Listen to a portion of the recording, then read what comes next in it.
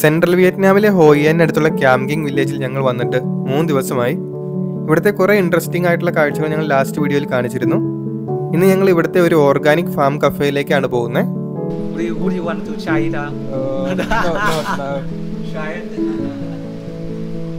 എങ്ങനെയുണ്ട്? ഇന്നത്തെ വീഡിയോയിലും കുറേ രസകരമായ സ്ഥലങ്ങളും ഫ്രണ്ട്ലി ആയിട്ടുള്ള ആൾക്കാരെയും ഒക്കെ കാണാം. This is Prashanth and Archana. Welcome to a new episode of our Vietnam travel series.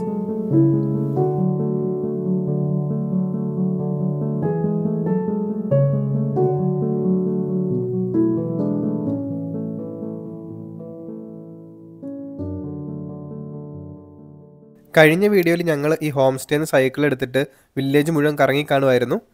ഇന്നും അതുതന്നെയാണ് ഞങ്ങളുടെ പ്ലാൻ. ഇപ്പോൾ സമയം 7:30 ആയിട്ടുണ്ട്. നമ്മുടെ ലക്ഷ്യസ്ഥാനം എന്ന് പറഞ്ഞാൽ ഒരു ഓർഗാനിക് ഫാം കഫേയാണ്. ഇവിടുന്ന് ഏകദേശം ഒരു 7-8 കിലോമീറ്റർ ഉണ്ട് അങ്ങോട്ട്. അപ്പോൾ മാക്സിമം വില്ലേജൊക്കെ ഒന്ന് കറങ്ങിയിട്ട് ഗ്രാമക്കാഴ്ചകളൊക്കെ കണ്ടിട്ട് ഒരു ഉച്ചയാകുമ്പോഴേക്കും അവിടെ എത്തണം എന്നാണ് ഞങ്ങൾ ഉദ്ദേശിക്കുന്നത്.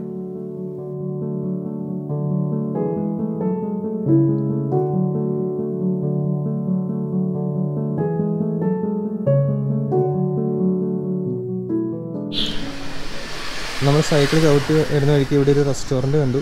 സോ നമ്മൾ ഇവിടുന്ന് 2 ബാൻമി ഓർഡർ ചെയ്തിരിക്കുകയാണ്. ഈ സ്ഥലം കൊള്ളാം, നല്ല തണലുണ്ട്.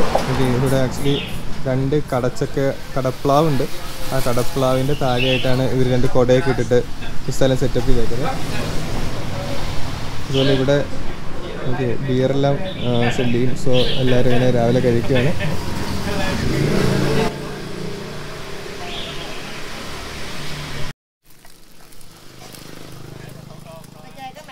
ഇവിടെ ചേച്ചി ബാൻമിക്ക് വേണ്ട എഗ്ഗ് ഫ്രൈ ചെയ്തുകൊണ്ടിരിക്കുകയാണ്. ഞങ്ങളുടെ ഇവിടുത്തെ സ്ഥിരം ബ്രേക്ക്ഫാസ്റ്റാണ് ബാൻമി. ഇതൊരു ഫ്രഞ്ച് ഇൻഫ്ലുവൻസ്ഡ് ആയിട്ടുള്ള ഡിഷാണ്. ഇവിടെ ഫ്രഞ്ചുകാരാണല്ലോ പണ്ട് ഭരിച്ചുകൊണ്ടിരുന്നത്. ബ്രെഡിൻ്റെ ഇടയ്ക്ക് എഗ്ഗ് അല്ലെങ്കിൽ മീറ്റ് വെച്ചിട്ടുണ്ടാക്കുന്ന ഒരു സാൻഡ്വിച്ച് പോലത്തെ ഫുഡാണ് ബാൻമി. മിക്കവാറും മീറ്റ് ആയിരിക്കും അകത്ത് വയ്ക്കുക. എഗ്ഗ് വേണമെന്നുണ്ടെങ്കിൽ നമ്മൾ എഗ്ഗ് ബാൻമി പ്രത്യേകം പറയണം.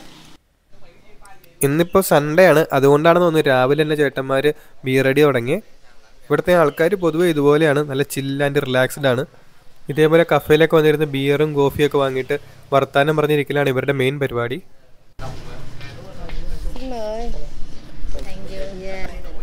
നമ്മുടെ ഫുഡ് വന്നു. നാട്ടിലെ ഒരു 50 രൂപ തൊട്ട് 130 രൂപ വരെയൊക്കെയാണ് സാധാരണ ബാൻമിക്ക് വരുന്നത്. വലിയ റെസ്റ്റോറൻ്റൊക്കെ ആണെങ്കിൽ 130 രൂപയോളമൊക്കെ വരും. പക്ഷെ അത് അത്യാവശ്യം നല്ല സൈസ് ഉണ്ടാവും. ഇവിടെ ഇപ്പോൾ ഒരു 65 രൂപയാണ് ആയേ. ഒരു 2-3 മണിക്കൂർ പിടിച്ച് നിൽക്കാനായിട്ട് ഇത് മതി.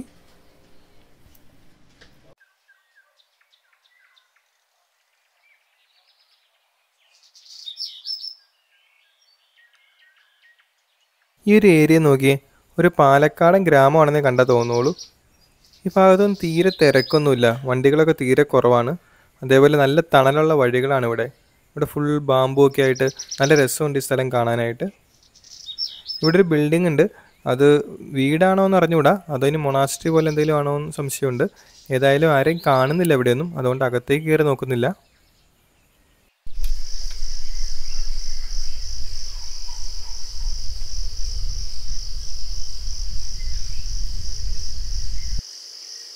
സൈക്കിൾ ചവിട്ടാനായിട്ട് പറ്റിയ വഴികളാണ് ഈ വില്ലേജ് ഫുള്ളും.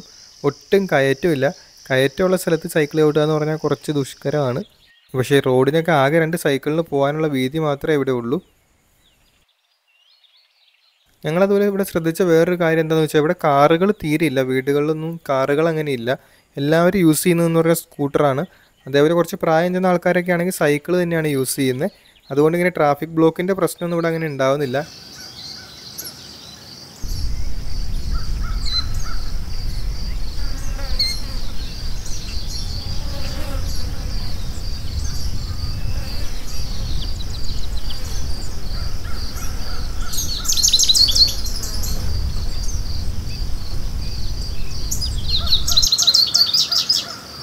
ഈ കാണുന്ന ഇവിടുത്തെ ഒരു സെമിത്തേരിയാണ്. ഇത് ബുദ്ധിസ്റ്റ് സെമിത്തേരി എന്നാണ് ഞങ്ങൾക്ക് മനസ്സിലായത്. ഞങ്ങൾ ട്രെയിനിൽ വന്നപ്പോൾ ഹോയാനിലേക്ക് കൊയിനോണിൽ നിന്ന് ട്രെയിനിൽ വന്ന വഴിക്കും കുറേ ഗ്രാമങ്ങൾ ഇതുപോലത്തെ സെമിത്തേരി കണ്ടിരുന്നു. മരണവും മരണത്തിന് ശേഷമുള്ള ജീവിതമൊക്കെ ആയിട്ട് ബന്ധപ്പെട്ട് ഒരുപാട് വിശ്വാസങ്ങളുള്ള ആൾക്കാരാണ് വിയറ്റ്നാമീസുകാർ.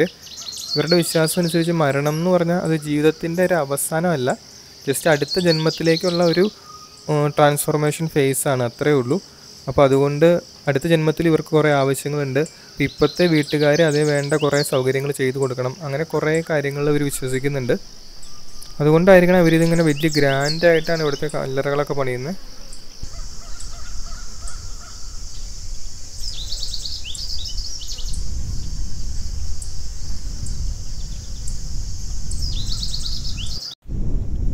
ഈ പാലം ക്രോസ് ചെയ്ത് കഴിഞ്ഞാൽ നമ്മൾ ക്യാംകിം ഐലൻഡിൻ്റെ തൊട്ടടുത്തുള്ള വില്ലേജിലെത്തും.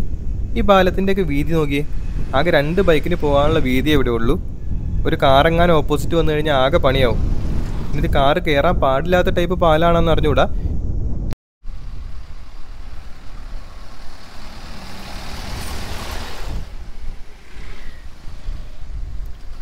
ടൂ വീലർ മാത്രമല്ല കേട്ടോ, എല്ലാ ടൈപ്പ് വണ്ടിയും വരുന്ന പാലാണിത്. എന്തിനാണോ ഈ പാലൊക്കെ ഇത്രയും വീതി കുറച്ച് പണിയണേ?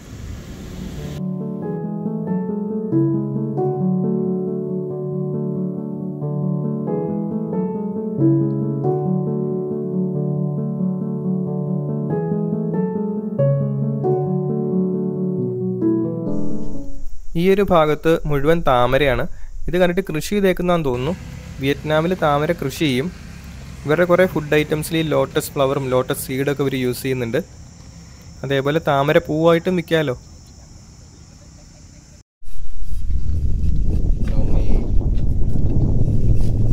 ഇവിടെ കുറച്ച് ചേട്ടന്മാർ ബാമ്പു വെച്ചിട്ട് മീൻ പിടിക്കാനുള്ള ട്രാപ്പ് ഉണ്ടാക്കിക്കൊണ്ടിരിക്കുകയാണ്. നമ്മൾ അവരുടെ വീഡിയോ എടുക്കുന്ന സമയത്ത് അവർ നമ്മുടെ വീഡിയോ എടുത്തിട്ട് ലൈവ് എന്തോ പോയിക്കൊണ്ടിരിക്കുകയാണ്. ചിലപ്പോൾ ഈ നാട്ടിലെ ഏതെങ്കിലും വ്ളോഗറായിരിക്കും.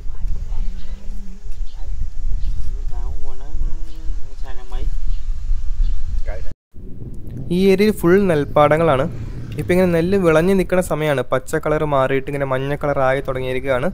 നല്ല രസമാണ് കാണാനായിട്ട്. നോക്കത്ത ദൂരത്ത് നെൽപ്പാടങ്ങളാണ്. നമ്മുടെ കുട്ടനാടാണ് എനിക്ക് ഓർമ്മ വരുന്നത്.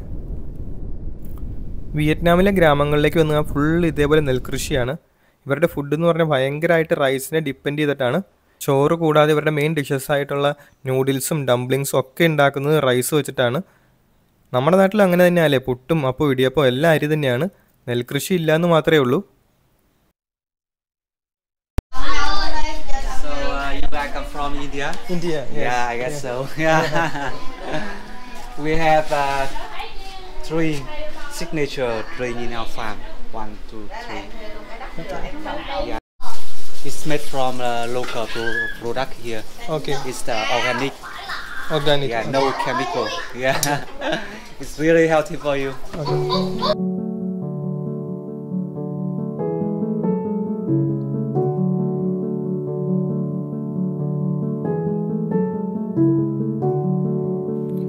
ഇവർ ഈ പാടത്തിൻ്റെ ഇടയ്ക്ക് നല്ല അടിപൊളി ആംബിയൻസിലാട്ടോ ഈ കഫേ സെറ്റ് ചെയ്ത് വെച്ചേക്കുന്നത്. ഇവിടെ നിന്നുള്ള റൈസ് ഫീൽഡ് വ്യൂസ് നല്ല രസമായിട്ടുണ്ട്. ഇതൊക്കെ ഇവരുടെ ഫാമിൽ നിന്ന് ഇവർ ഉണ്ടാക്കിയ പ്രൊഡക്ട്സ് ആണ്. ഇതിൻ്റെയൊക്കെ വില ഇവിടെ എഴുതിയിട്ടുണ്ട്. 70K ആണെന്ന് തോന്നുന്നു. ഇത് ബ്ലാക്ക് റൈസ് ആണ്. സോ ഇവിടെ എന്തോ ലീവ്സ് ഉണ്ട്. ആക്ച്വലി ഒരു ബേബി റൈസ് എന്ന് പറഞ്ഞ റൈസ് ഉണ്ട്. It's purple rice. Purple rice. Yeah. So what it's is brand in our farm? Oh, Yeah. this one. Okay. Yeah. And we have wine rice. Rice wine. Wine. Okay, wine. Rice Okay. wine. Yeah. You make in your farm. Yeah, that is a local product here. Okay. You want to try it? Would you want to try it? No. That's one sauce.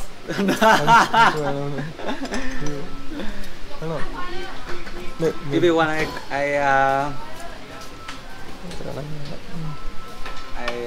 give you a little. Yeah, little. Yeah. Enough. Yeah. Try it out. Thank you. You're welcome.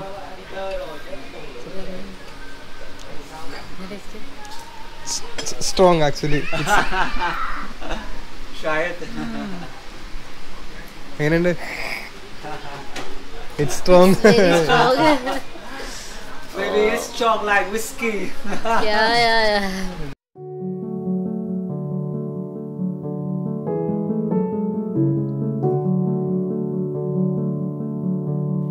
പുള്ളി തന്ന rice wine നല്ല strong ആയിരുന്നു കേട്ടോ. റൈസിൻ്റെ ആ flavour നല്ലപോലെ ഉണ്ടായി. പക്ഷെ സംഭവം കൊള്ളായിരുന്നു. ഞങ്ങൾ പറഞ്ഞ 2 ഡ്രിങ്കും വന്നു. ഒരെണ്ണം ഒരു ഹെർബൽ ജ്യൂസാണ്. ഇവിടുത്തെ എന്തൊക്കെ ഇലകൾ വെച്ചുണ്ടാക്കുന്ന ഒരു ഗ്രീൻ കളർ ജ്യൂസ്. മറ്റേതൊരു സ്പെഷ്യൽ റൈസ് വെച്ചുണ്ടാക്കുന്ന, ഈ ഫാമിലുണ്ടാകുന്ന ഒരു സ്പെഷ്യൽ റൈസ് വെച്ചുണ്ടാക്കുന്ന ഒരു ഷേക്കാണ്. രണ്ടും നല്ല അടിപൊളിയായിരുന്നു.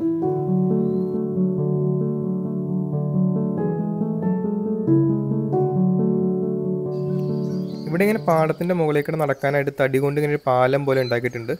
ഈ സംഭവമാണ് ഇവിടുത്തെ മെയിൻ ഹൈലൈറ്റ്. മിക്കവാറും ആൾക്കാർ ഇവിടെ വരുന്നതെന്ന് വെച്ച് കഴിഞ്ഞാൽ ഇതിൽ നടക്കാനും ഫോട്ടോസും റീൽസും ഒക്കെ എടുക്കാൻ വേണ്ടിയിട്ടാണ്. നല്ലൊരു ബിസിനസ് ഐഡിയ അല്ലേ.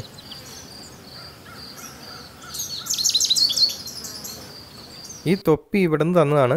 ഇതില്ലാണ്ട് ഇതിൽ നടക്കാൻ പറ്റില്ല, അത്രയ്ക്ക് വെയിലാണ് ഇവിടെ. ഭയങ്കര വെയിലെന്ന് വെച്ചാൽ നമ്മളൊരു 6:30-7 മണി എന്ന് പറഞ്ഞാൽ നമ്മുടെ നാട്ടിലെ ഉച്ചയ്ക്ക് 1 മണിയേക്കാളും വെയിലാണ്. ഭയങ്കര വെയിലാണ്. അപ്പോൾ ഈ സമയം ഇപ്പോൾ ഏകദേശം ഒരു 10:30 ഭയങ്കര വെയിലാണ്. ശരിക്കും പറഞ്ഞാൽ തൊപ്പി ഇല്ലാണ്ട് നിൽക്കുക എന്നുള്ളത് പറ്റത്തേ ഇല്ല. പക്ഷെ ഈ തൊപ്പി വെച്ചപ്പോൾ ഭയങ്കര വ്യത്യാസമുണ്ട്. ഞങ്ങൾ ഈ തൊപ്പി വാങ്ങണമെന്ന് പറഞ്ഞ് നടക്കുവാണ്. ഇതുവരെ കണ്ടു കിട്ടിയില്ല വാങ്ങാനുള്ളൊരു സ്ഥലം. ഇത് നല്ല എഫക്റ്റീവായിട്ടുള്ള ഒരു തൊപ്പിയാണ്.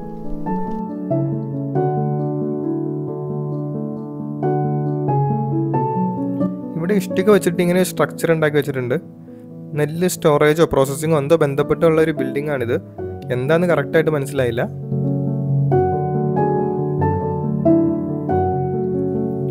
ഇവിടുത്തെ എക്സ്പീരിയൻസ് വളരെ നല്ലതായിരുന്നു കേട്ടോ. ഓണർ നല്ല ഫ്രണ്ട്ലി ആയിട്ടുള്ള ഒരാളാണ്. അതേപോലെ നമ്മൾ കുടിച്ച 2 ഡ്രിങ്കും നല്ലതായിരുന്നു. നമ്മൾ സാധാരണ കുടിക്കുന്ന സാധനങ്ങളൊക്കെ വെച്ച് നോക്കുമ്പോൾ കുറച്ച് എക്സ്പെൻസീവ് ആണ്. പക്ഷെ ഇവർ ഇത്രയും സംഭവം ഇവിടെ സെറ്റ് ചെയ്ത് വെച്ചിട്ടുണ്ടല്ലോ, സോ കുഴപ്പമില്ല, പൈസയ്ക്ക് വെർത്താണ്.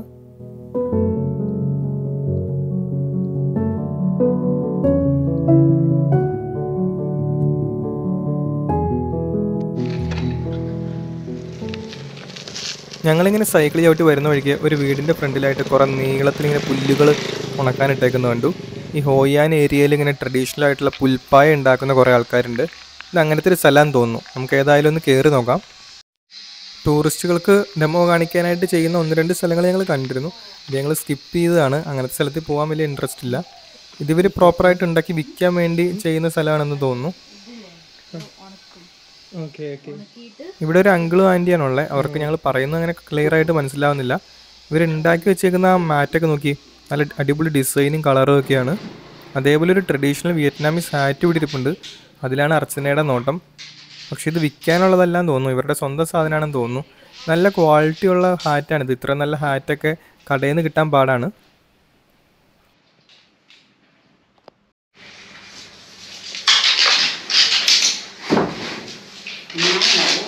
ഇവർ രണ്ടുപേരും കൂടെ ഒരു താളത്തിൽ ഇങ്ങനെ ചെയ്യണ കാണുമ്പോൾ ഒരു ഡാൻസ് പോലെയാണ് തോന്നുന്നത്.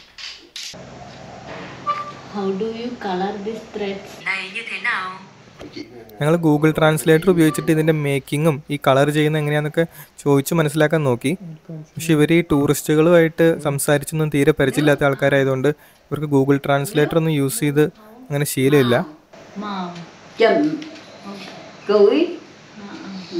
പക്ഷെ ഇവർ പറ്റണ പോലെ എല്ലാ കാര്യങ്ങളും എക്സ്പ്ലെയിൻ ചെയ്തു തന്നു കേട്ടോ. നമുക്ക് കാര്യങ്ങളൊക്കെ മനസ്സിലായി, അത് മതിയല്ലോ. ഇവിടെ സിറ്റികളിൽ പോലും പലർക്കും ബേസിക് ഇംഗ്ലീഷ് പോലും അറിയില്ല. പക്ഷെ ഗൂഗിൾ ട്രാൻസ്ലേറ്റർ ഉപയോഗിച്ചിട്ട് നമുക്ക് 90% സ്ഥലത്തും കാര്യങ്ങൾ പറഞ്ഞ് മനസ്സിലാക്കാൻ പറ്റും. പക്ഷെ നമ്മൾ നേരിട്ട് സംസാരിക്കുന്ന ആ ഫ്ലോ കിട്ടില്ല എന്ന് മാത്രമേ ഉള്ളൂ.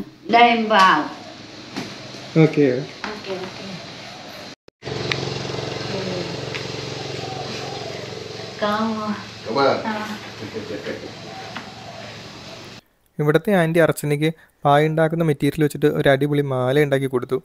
എന്ത് സ്നേഹമുള്ള ആൾക്കാരാണല്ലോ ഇവരൊക്കെ. ഇതേപോലത്തെ സ്ഥലത്തൊക്കെ കയറുമ്പോൾ നമ്മൾ എന്തെങ്കിലും ഒരു ചെറിയ എമൗണ്ട് ടിപ്പ് പോലെ കൊടുക്കണം. കാരണം ഇവരൊക്കെ സാധാരണക്കാരായ ആൾക്കാരാണ്, ഒരുപാട് ഏൺ ചെയ്യുന്ന ആൾക്കാരൊന്നുമല്ല. അപ്പോൾ അവർ വർക്ക് ചെയ്യുന്നതിനിടയ്ക്ക് ഇത്ര സമയം എടുത്തിട്ട് നമുക്ക് ഈ കാര്യങ്ങളെല്ലാം പറഞ്ഞു തരുന്നതല്ലേ. അപ്പോൾ നമ്മൾ ഡെമോൺസ്ട്രേഷനും ക്ലാസ്സിനൊക്കെ പോയി കഴിഞ്ഞാൽ നമ്മൾ അവിടെയും കുറച്ച് പൈസ കൊടുക്കണം. ആ ഒരു ചെറിയ എമൗണ്ട്, ഏകദേശം ഒരു നാട്ടിൽ 100 രൂപയൊക്കെ കൊടുത്താൽ മതി. അത്രയും നമ്മൾ ഇവർക്ക് കൊടുക്കണം. കാശൊന്നും എക്സ്പെക്ട് ചെയ്തിട്ടല്ല കേട്ടോ ഇവർ നമ്മളോട് ഇങ്ങനെ പെരുമാറുക. നല്ല ജെന്യുവിനായിട്ട് കൈൻഡായിട്ടുള്ള ആൾക്കാരാണ്. നമ്മൾ അവരോട് തിരിച്ച് ആ റെസ്പെക്റ്റോടുകൂടി പെരുമാറണമെന്ന് മാത്രമേ ഉള്ളൂ.